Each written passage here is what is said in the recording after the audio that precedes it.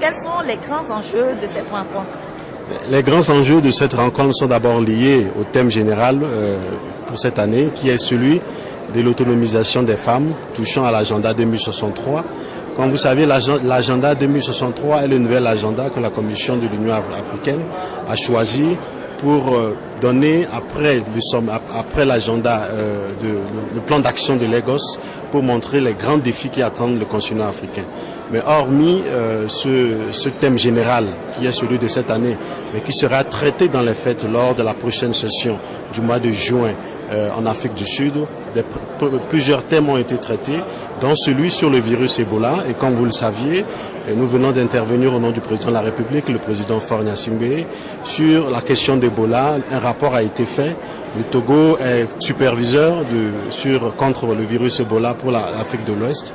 Donc nous avions montré l'importance et tout le travail qui a été fait, la mobilisation qui a été faite contre le virus Ebola, et signifie au nom du président de la République qu'il faut déjà penser à une action, un plan Marshall contre Ebola, un plan Marshall pour l'après-Ebola dans les régions. Les 3 pays qui sont touchés par le virus Ebola sont des pays qui ont eu pendant longtemps, jusqu'à ce que ce virus ne puisse atteindre leur pays, un taux de croissance assez important.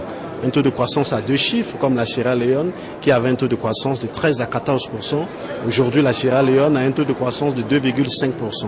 Donc l'idée portée par le président de la République, et c'est le message que je viens de délivrer en son nom, est que les 3 pays en question, leur dette extérieure assemblée fait à peu près 3 milliards de dollars.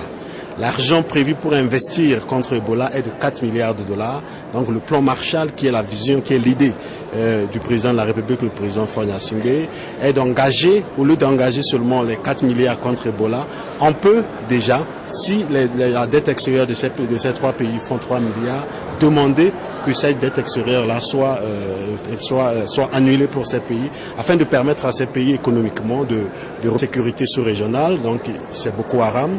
Vous connaissez la position du Togo, qui est celle du président de la République.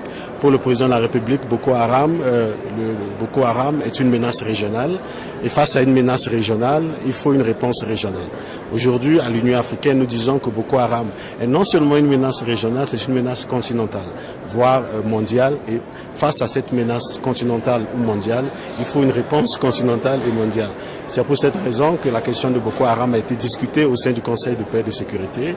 Elle sera après présentée au Conseil de sécurité des Nations Unies, afin que toute la communauté internationale puisse aider les pays comme le Nigeria, essentiellement touchés par le terrorisme et donc les actions dévastatrices de Boko Haram, de résister par des fonds et l'assistance des autres pays qui ont déjà mis des troupes sur le terrain, comme le Tchad et le Cameroun aussi également touché, voire le Bénin qui aussi est disposé à envoyer des troupes. Donc nous voulons aujourd'hui, par l'action du Togo contre le terrorisme, de mobiliser toute la communauté internationale pour que cette communauté puisse assister le Nigeria. Je vous remercie.